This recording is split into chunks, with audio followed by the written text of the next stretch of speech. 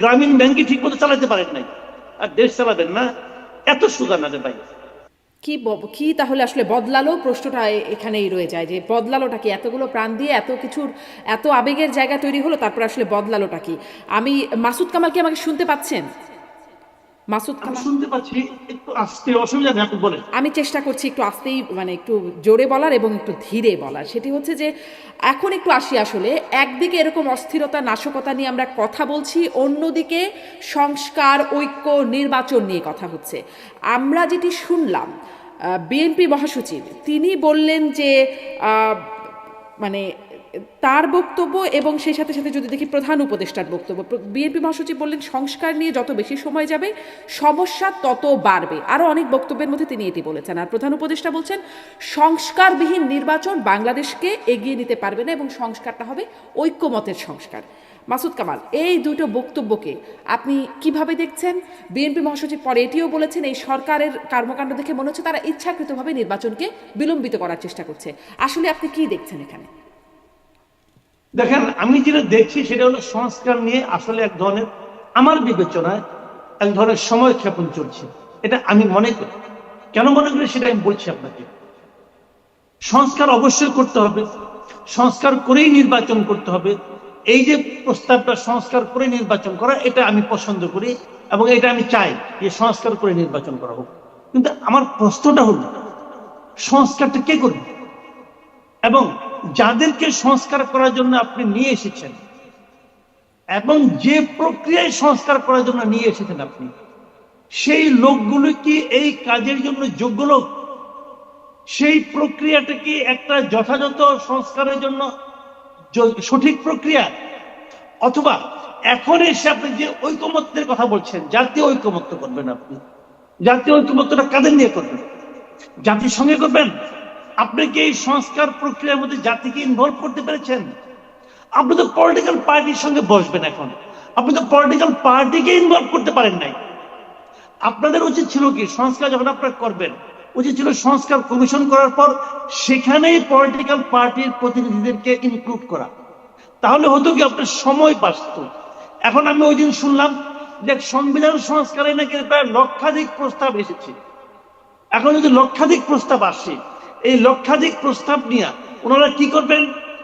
ওনারা কার সঙ্গে বসবেন? পলিটিক্যাল পার্টির সঙ্গে পড়বেন। 1 লক্ষ প্রস্তাব পড়তে কতক্ষণ লাগবে রে ভাই? এই 1 লক্ষ প্রস্তাব একজন পড়ে শোনাবে, সেটা শুনতে কতক্ষণ লাগবে? আলোচনা করতে কতক্ষণ লাগবে? এটার কোনো প্রয়োজন ছিল? আপনাদের শুরুতেই পারতেন পলিটিক্যাল পার্টিগুলির প্রতিনিধিদেরকে আপনাদের সংস্কার কমিশনে ঢুকিয়ে নেওয়ার জন্য, ওখান থেকেই বলতে পারতেন। আমি আরেকটা কথা বলি, দেখেন, যখন সরকার এই সংস্কার কর্মসূচি হাতে নিয়েছে, সংস্কার কমিশন করেছে, তারা মিটিং করতেছে, এক একজন জয়েন্ট সেক্রেটারি র্যাঙ্কের বেতন ভাতা পাচ্ছে, খুব ভালো, কোনো সমস্যা নাই। এদেরকে আপনি নিয়োগ করছেন কোন প্রক্রিয়ায়? আপনার পছন্দ তাই। ভাই আপনি কে? আপনি কে? আপনি কাদের নিয়োগ করছেন? আমি তো বলি যে এই সংস্কার কমিশন গুলি যাদেরকে নিয়োগ করা হয়েছে কমিশনে, এরা আপ টু দা মার্ক না, আমার বিবেচনায় না। কারণ আমি এদের মোটামুটি যাদেরকে চিনি, ওদের কাউরে আমার মনে হয় না এই কাজ করার জন্য তারা যোগ্য লোক।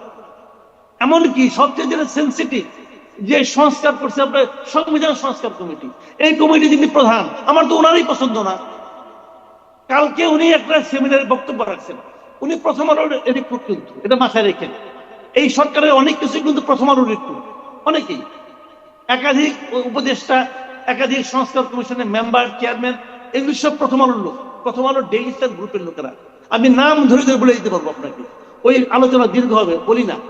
প্রথম আলো কালকে আলী রিয়াজ সাহেবের একটা বক্তব্য ছাপছে, সেখানে আবার লিখতেছে, আলী রিয়াজ সাহেবের নামের আগে অ্যাডজেক্টিভ দিছে যে বিশিষ্ট রাষ্ট্রবিজ্ঞানী অধ্যাপক আলী রিয়াজ বলেন। প্রথম আলো নিজেই তো তারা সংবিধান বিশেষজ্ঞ বলে না, বলে রাষ্ট্রবিজ্ঞানী। বাংলাদেশে কি সংবিধান বিশেষজ্ঞ অভাব ছিল?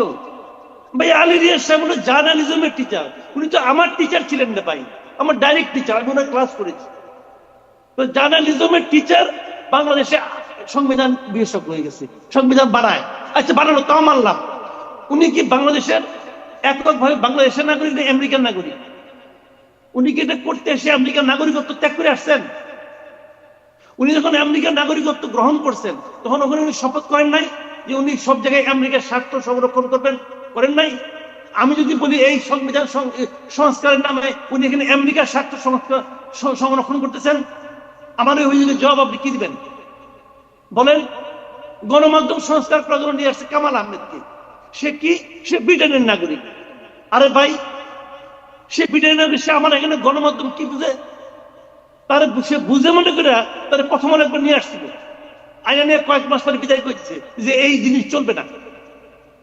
ভাই, বাংলাদেশকে বুঝতে হবে, বাংলাদেশের মাটির ঘানকে নিতে হবে, বাংলাদেশের মানুষকে বুঝতে হবে, তবেই না আপনি সংস্কার করবেন, সেটা যে সংস্কারে আপনি করেন না কেন। এই কমিটিগুলি যোগ্য কমিটি নয়, এক নম্বর কথা। দেখেন, একটা কথা বলে শেষ করি, যখন ইউনূস সরকার এই সংস্কার কমিশন করতেছে, তখন বাংলাদেশের বৃহত্তম রাজনৈতিক দল বিএনপি সারা দেশে তাদের 31 দফা নিয়ে কিন্তু তারা রীতিমতো পাঠচক্র করতেছে। কেন পাঠচক্র করতেছে? কারণ তারা সমান্তরাল ভাবে তাদের সংস্কার কর্মসূচি নিয়ে অগ্রসর হচ্ছে। আপনারা সংস্কার করলেন, কমিশনের রিপোর্ট দিলেন, যদি বিএনপি ক্ষমতায় আসে, বিএনপি কি তার আপন ছেলে 31 দফা সৎ ছেলে ইউনূস সাহেবের এই সংস্কার নিবে নাকি রে ভাই? এটা ফালাই দিবে, বলবে এটা কি, আমাদেরটা অনেক বেটার। সরকার তো বলতে পারতো যে তোমাদের 31 দফা আমাদের কাছে দাও, ওইটার আলোকে আমরা করি কাজ, এইটাকে সে ইনক্লুড করতে পারতো। তা আপনি প্রথমেই তো ওদেরকে বাড়ি করে দিচ্ছেন, তারপরে এখন মুখে মুখে বলেন ভাই জাতীয় ঐক্য চাই। কেমনি জাতীয় ঐক্য আপনি করবেন? জাতীয় ঐক্যটা কি? আওয়ামী লীগ নাই, বিএনপি নাই, আপনি জাতীয় ঐক্য নিয়ে কাকে দিয়ে বিদেশি জিনিস নিয়ে আসতেন? বিদেশি দুই লোক যায় না, তারা জাতীয় ঐক্য করবে। এবং যে জাতীয় ঐক্য গঠন যে কমিশন হচ্ছে, সেই কমিশনের ভাইস চেয়ারম্যান হলো আলী রিয়াজ। কারণ ডক্টর ইউনূস সাহেব সময় পাবে না, ভার্চুয়ালি আলী রিয়াজই করবে, বিদেশি মাল। কেমনে আপনি কি বলেন একটু বুঝে রাখতে ভাই? জাতীয় ঐক্য যদি ইউনূস সরকারের সংস্কার কমিশনকে নিতে চান, তাহলে জাতীয় ঐক্যের কথা ভুলে যান। আপনি জাতীয় ঐক্যের কথা ভুলে যান, তারপরে কালকে মির্জা ফখরুল দারুণ কথা বলছে, ওই কথাটা যদি বুঝে থাকে তাহলে ইউনূস সাহেব বোঝা উচিত। উনি কি বলছেন? সংস্কার যাকেই করে এটা বাস্তবায়ন করবে কে? And that was the magic sentence. বাস্তবায়ন কে করবে? বাস্তবায়ন ইউনূস সাহেব করবেন না, বাস্তবায়ন এই বিএনপি, আওয়ামী লীগ, জাতীয় পার্টি, জামাত এরা করবে। এরা কি সংস্কারের সঙ্গে আছে?